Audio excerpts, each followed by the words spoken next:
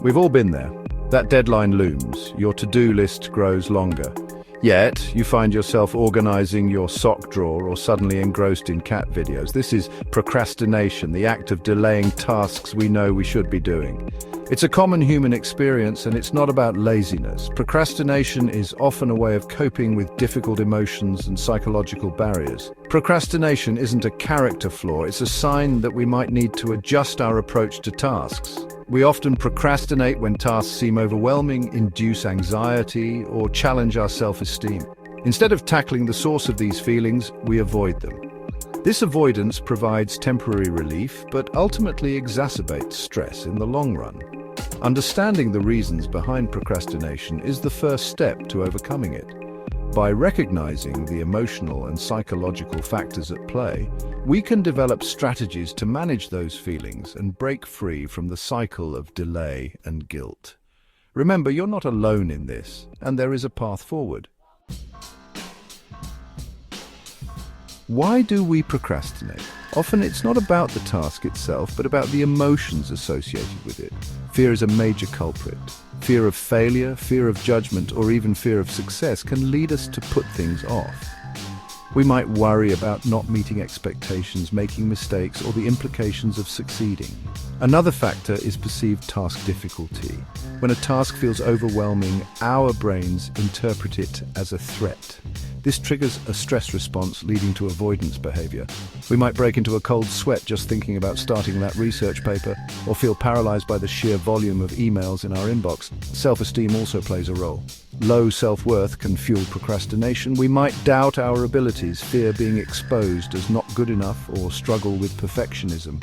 This can lead to a vicious cycle. We procrastinate because we don't believe in ourselves, and then the procrastination reinforces those negative beliefs. It's crucial to distinguish between procrastination and laziness. Laziness implies apathy and a lack of motivation. Procrastination, however, often stems from caring too much. Procrastinators often struggle with perfectionism, high expectations, and a fear of not meeting those standards. Think about it. A lazy person might not start a task at all. A procrastinator, on the other hand, will fill their time with less important but more immediately gratifying activities. They might clean the entire house, organize their spice rack alphabetically, or suddenly become experts on the migratory patterns of Canadian geese. Anything to avoid facing the task that triggers their anxiety. This distinction is important because it highlights the emotional turmoil beneath the surface of procrastination. It's not about being unwilling to work, but about struggling to manage internal pressures and anxieties. Recognizing this difference is a key step towards self-compassion and finding effective solutions.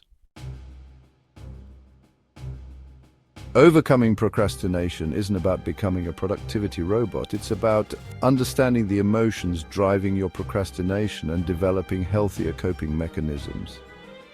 One effective strategy is breaking down large tasks into smaller, more manageable steps.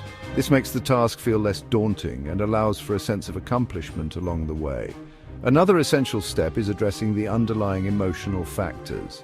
If fear of failure is holding you back, explore those fears. Challenge negative self-talk and focus on building your self-compassion. Remember, everyone makes mistakes. It's part of learning and growing. Practical tools like time management techniques, setting realistic deadlines, and minimizing distractions can also be incredibly helpful. Experiment with different approaches and find what works best for you. Most importantly, be kind to yourself. Procrastination is a common struggle, and overcoming it is a journey, not a race. Celebrate small victories, practice self-forgiveness, and keep moving forward one step at a time.